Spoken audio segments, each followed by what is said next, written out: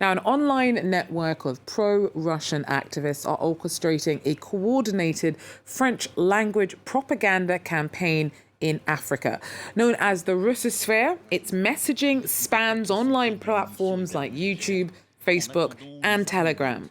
Logically, a company that tracks online misinformation and disinformation has said that the Russosphere is linked to a far-right Belgian political activist called Luc Michel.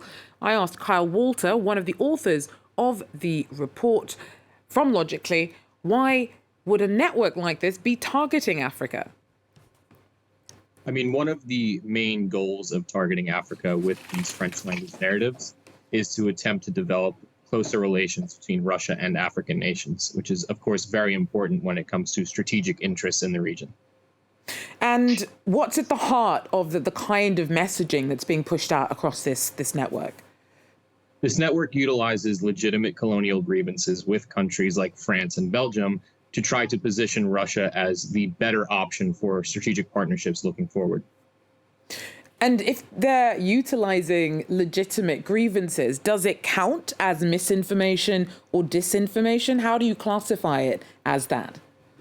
It's classified primarily as propaganda, but they also engage in the same disinformation techniques that other platforms have seen take place from other actors in this kind of space. So other individuals and groups who are also sharing similar narratives.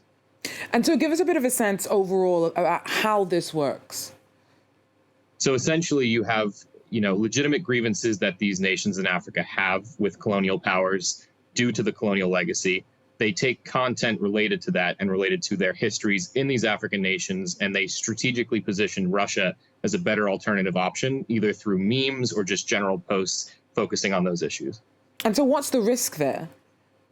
From a diplomatic perspective, obviously, the reputation of the West and its relationships with African nations is the main thing that's being undermined. It's being positioned as Russia looking forward, mid to long term, as a better option for economic growth, for general security assurances.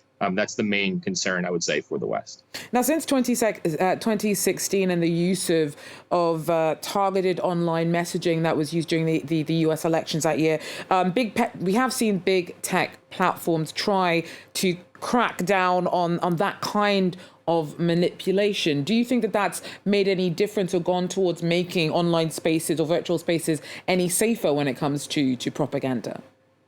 I think the level of success varies across platforms, but one of the most important things to remember is that those efforts have been primarily in English language. So things like French language influence operations have had less attention paid to them. Mm-hmm.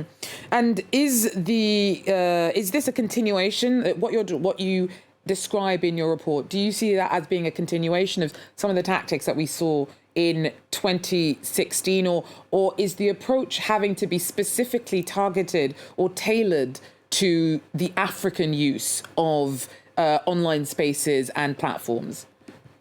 I think a lot of these tactics have developed over time. What we're seeing right now with this specific network is that they're using a unified branding across platforms, and they're not just targeting specific African nations anymore. It's more broadly about Francophone Africa on the whole. Mm-hmm.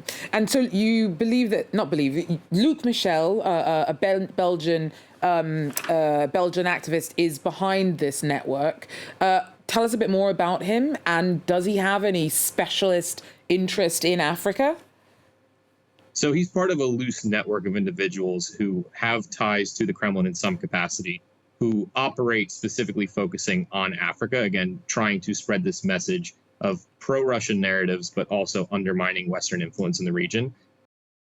Kyle Walter, there, head of US investigations at Logically.